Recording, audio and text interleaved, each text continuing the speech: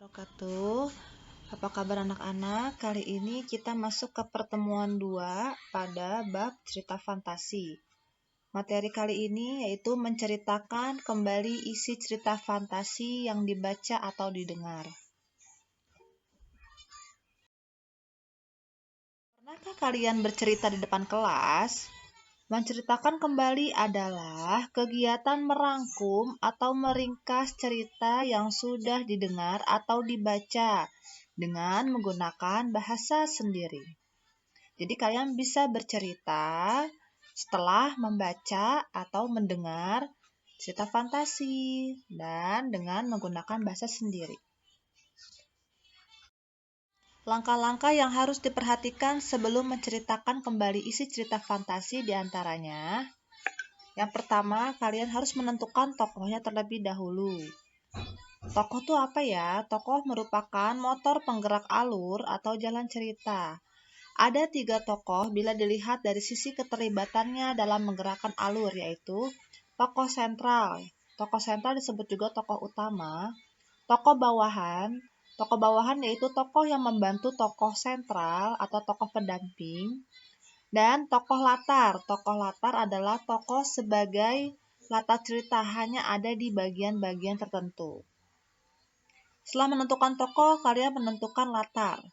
Latar atau setting merupakan tempat cerita ya, waktu, kapan, waktu pada cerita tersebut, dan suasana. Keadaan suasananya menyenangkan, menyedihkan, mengkhawatirkan, dan lain-lain. Ketiga, menentukan urutan cerita. Pemahaman terhadap alur cerita diperlukan agar dapat menceritakan dari awal sampai akhir cerita secara berurutan, yaitu dimulai dari pemaparan, pemberian penjelasan tentang cerita, serta pengenalan tokoh dan latar cerita. Yang kedua, pengenalan masalah pada saat tokoh memasuki konflik. Yang ketiga, klimaks. Klimaks adalah pada saat masalah mencapai puncaknya. Dan yang keempat, penyelesaian akhir sebuah cerita. Jadi kalau kalian ingin menceritakan sebuah cerita fantasi, langkah pertama itu kan harus menentukan tokohnya dulu nih. Kalau kalian sudah tahu tokohnya, lalu kalian tentukan wataknya, tentukan latarnya, latar tempatnya di mana, latar waktunya kapan, latar suasananya seperti apa. Nah, setelah itu kalian tentukan lagi urutan ceritanya dari awal sampai akhir, dari awal kejadian, proses pengenalan, munculnya masalah, puncak masalah, hingga akhir masalah. Kalian harus tahu. Nah, setelah kalian tahu semua, baru kalian dapat menceritakan kembali cerita fantasi secara berurutan dan secara jelas. Nah, menceritakan kembali isi cerita fantasi ini bisa dilakukan secara perorangan atau secara berantai. Kalau secara berantai berarti kalian majunya per kelompok, misalkan berempat. Jadi satu cerita itu dibagi 4 berurutan. Nah, kita lihat lagi ya. Untuk menceritakan kembali isi cerita fantasi secara bergantian, harus memperhatikan langkah-langkah berikut. Yang pertama, membaca cerita dengan seksama agar memahami isi cerita. Yang kedua, mencatat pokok-pokok cerita seperti tokoh, watak, latar, alur cerita, dan pesan yang terkandung. Seperti pembahasan yang awal ya. Yang ketiga, menyusun cerita dengan kalimat sendiri. Nah, setelah kalian melakukan langkah-langkah yang ketiga ini, nah kalian bisa membagi-bagi nih per orangnya cerita sampai mana. Lanjut, orang kedua bercerita sampai bagian mana. Yang ketiga sama. Jadi bergantian, estafet. Oke. Menentukan nama tokoh. Tadi kan harus tahu ya, sebelum bercerita kita harus dapat menentukan nama tokoh, watak, dan bukti pada teks. Nah, tokoh dapat kita catat setelah membaca cerita fantasi dari awal sampai akhir cerita. Banyak tokoh di dalam cerita, kita harus dapat menentukan tokoh utama dan tokoh sampingannya atau pendamping. Setelah menentukan tokoh, kita tentukan watak tokoh atau sifat tokoh atau disebut juga karakter tokoh. Watak tokoh ada yang baik, jahat, sabar, dermawan, patriotik, pendendam, dan lain-lain. Dalam menentukan watak tokoh, kita harus dapat menunjukkan alasannya atau bukti yang ada pada teks. Misal, tokoh Doraemon berwatak baik karena pada teks cerita terdapat tulisan bahwa Doraemon memasukkan Nobita ke dalam kantong ajaib saat dikejar Giant. Jadi kita bisa menentukan watak harus ada bukti atau alasan yang terdapat dalam teks. Nah, ya, kita baca yang pertama. Kejengkelanku yang sudah mulai hilang kini muncul kembali. Hebat betul si Siti ini. Mana ada sih pembantu yang ngambek kalau diomelin majikan? Kalau begini caranya, lebih baik dipecat saja dia. Nanti kalau ibu pulang akan kulaporkan ulahnya. Akan kubujuk ibu agar memecatnya. Gak tahu rasa dia. Yang mau jadi pembantu pasti masih banyak. Tidak usah khawatir mengenai penggantinya. Bukti watak tokoh aku suka mengadu terdapat pada nomor. Kita lihat ya pembahasannya. Nomor 5 dan nomor 6.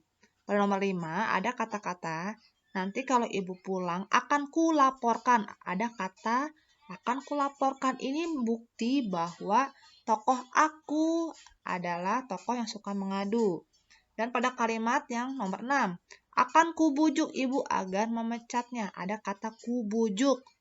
Nah, berarti kalimat ke-6 ini membuktikan kalau si tokoh tersebut mempunyai sifat suka mengadu. Oke. Watak, tokoh, alur itu masuknya ke unsur intrinsik. Nah, unsur intrinsik itu di cerita fantasi, di novel, di fabel, semuanya sama ya. Unsur intrinsik adalah unsur yang terdapat di dalam cerita. Unsur in di dalam cerita ya. Nah, unsur yang terdapat dalam cerita atau unsur intrinsik dalam cerita fantasi ada apa saja? Yang pertama tema. Tema yaitu ide yang paling mendasar yang menjadi acuan untuk mengembangkan suatu cerita. Yang kedua alur. Ya, alur itu jalan cerita, peristiwa dari awal sampai akhir cerita secara berurutan. Alur dibagi 3, ada alur maju, mundur, dan alur campuran. Alur maju dimulai dari awal cerita hingga akhir. Kalau alur mundur akhirnya dulu nih, lalu flashback ke belakang menceritakan yang awal-awalnya. Dan alur campur ini campuran ya, gabungan dari 2 alur. Tokoh dan penokohan yaitu karakter dari pemeran atau pelaku dalam suatu cerita. Latar atau setting dibagi menjadi 3, latar tempat. Di mana tempatnya? Di hutan kah? Di kayangan kah? Di laut kah? Seperti itu. Waktunya pada zaman kapan? Pagi hari kah? Siang hari kah? Atau zaman purbakala kah?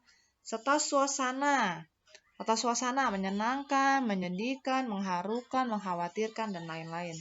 Sudut pandang itu apa ya? Yaitu posisi pengarang dalam membawakan suatu cerita. Sudut pandang dibagi 3, ada sudut pandang orang pertama, kedua, dan ketiga. Tapi kalau untuk materi SMP hanya dibahas sudut pandang orang pertama dan ketiga saja ya. Sudut pandang orang pertama yaitu pengarang sebagai tokoh, pengarang cerita. Jadi si tokohnya itu ya pengarang itu sendiri.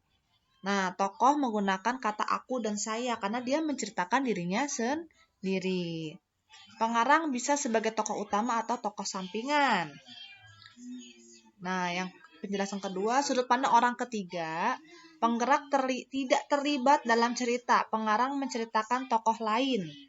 Jadi si pengarang ini tidak menceritakan dirinya tapi menceritakan tokoh lain. Jadi tokohnya itu nama orang. Seperti itu. Amanat yaitu pesan yang ingin disampaikan oleh pengarang tentang cerita tersebut ya. Tentang apa sih isinya? Nah, ini contoh sudut pandang orang ke-1 dan ke-3. Contoh yang pertama ya. Saya sedang mengamati lemari jam yang berdiri kaku di pojok ruangan. Ukiran jati bertuliskan huruf Sanskerta menjadi saksi bisu kelahiranku. Di tempat ini 20 tahun lalu saya dilahirkan. Nah, lihat tokohnya siapa? Tokohnya saya. Ya, dan di sini juga ada kata kelahiranku. Berarti sudut pandang orang pertama karena pengarang menceritakan dirinya sendiri. Sama seperti kalian kalau menulis di buku diari atau menulis status tentang isi hati kalian. Nah, itu berarti tokohnya itu adalah penulis sendiri. Berarti sudut pandang orang pertama. Oke, yang kedua nih. Sudah 6 bulan ini Joko terjun pada dunia tarik suara.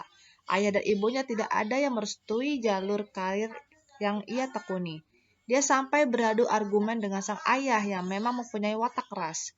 Keduanya sangat bersih tegang, sampai akhirnya dipisahkan oleh sang ibu dengan derai air mata. Nah, pada cerita kedua ini, tokohnya siapa? Tokohnya Joko, ayah dan ibu. Ada kata dia. Nah, berarti ini sudut pandang orang ketiga. Si penulis tidak terlibat di dalam cerita. Si penulis bukan tokohnya. Seperti itu.